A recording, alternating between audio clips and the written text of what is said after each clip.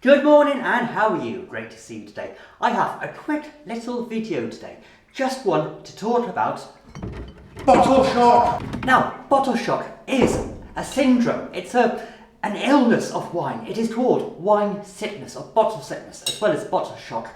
They are the two most common terms for this ailment that you might have in your home brew. What is bottle shock or bottle sickness, I hear you ask? Well, very good question indeed. Bottle shock frequently happens in wine that has just recently been bottled or wine that has been shipped and abused by the mailman or delivery company. When it's been shaken, when it's been dislodged, disturbed, and it's just been not cared for at all. But most commonly, especially when it comes to home brew, it relates to a wine that has recently been bottled and there is an increased amount of oxygen going into that freshly bottled wine.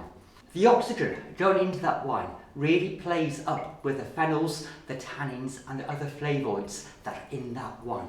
And that sudden burst of oxygen going into the wine can play havoc, not only when it messes around with the ever-evolving phenols, tannins and other flavonoids in your wine, but it can also create acetaldehyde, which is the oxidization of the ethanol in the wine.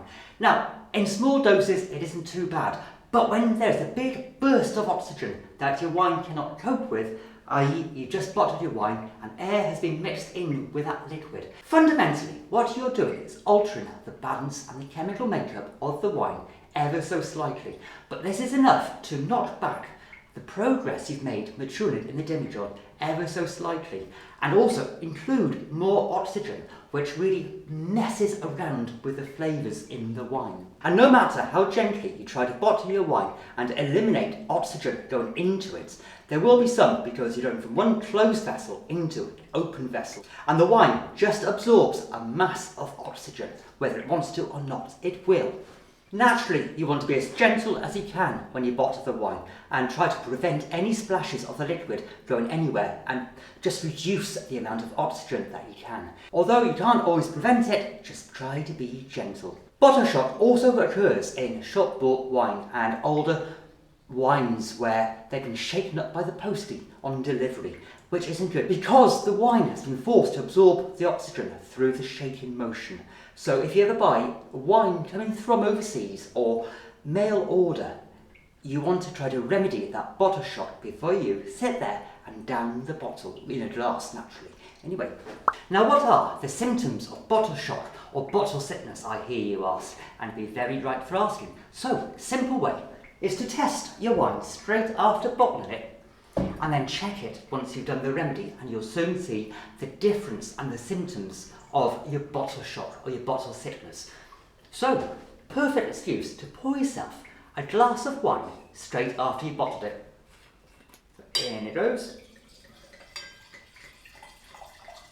Now, if you compare the aroma of the wine compared to how it will smell after you've applied the remedy, you'll notice that the aroma is dull.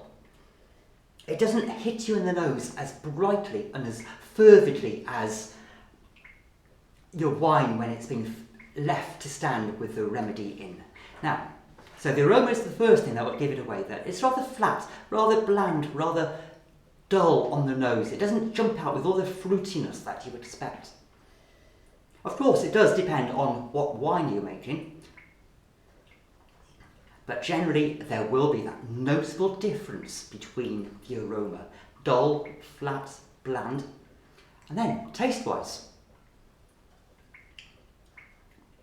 That is bloody nice actually. But compared to how the wine should be once you've applied the remedy, which I'll tell you about in a bit, the wine generally does taste flat and flabby. It isn't exciting, it's very mundane. It's watching soft porn over hard porn. It tastes as though you're drinking the PG version of that horror film. You know it's meant to scare you. You know it will scare you if it uprated the rating to an 18+, but it's dumbed down. It's wishy-washy. Although it's a wonderful wine, and I'll do a proper wine review of this after I've applied the remedy, so stay tuned for that. This is actually bland mead, so stay tuned. But the wine itself is not exciting, it's not invigoraous, it does not dance on your taste buds and say, drink more. It does say drink more of me, because I will drink more of it, but it doesn't scream out to be drunk immediately. It feels something isn't quite right with it. And that's one of the symptoms of bottle shock or bottle sickness. You can't quite put your finger on it, but you know it is not hunky-dory, brilliant, fantastic, okie dokie. So that being said and done, with your wine not being hunky-dory, not being okie dokie, because of the bottle shock and the bottle sickness, what can you do about it? What's the remedy?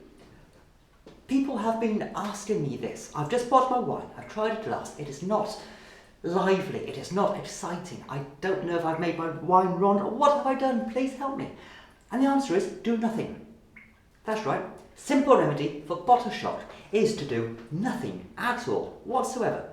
Just tuck your wine bottles away for a week or 2 weeks and forget about them. The biggest remedy to most issues in home brew or home winemaking is lack of time.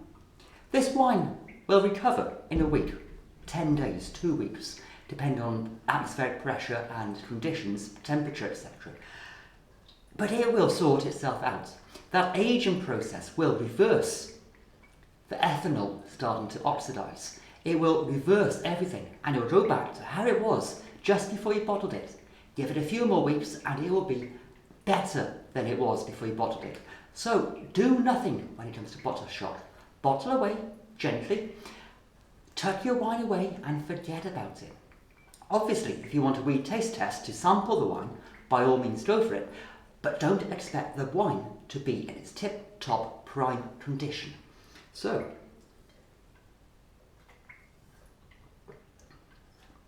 bland mead, I like it.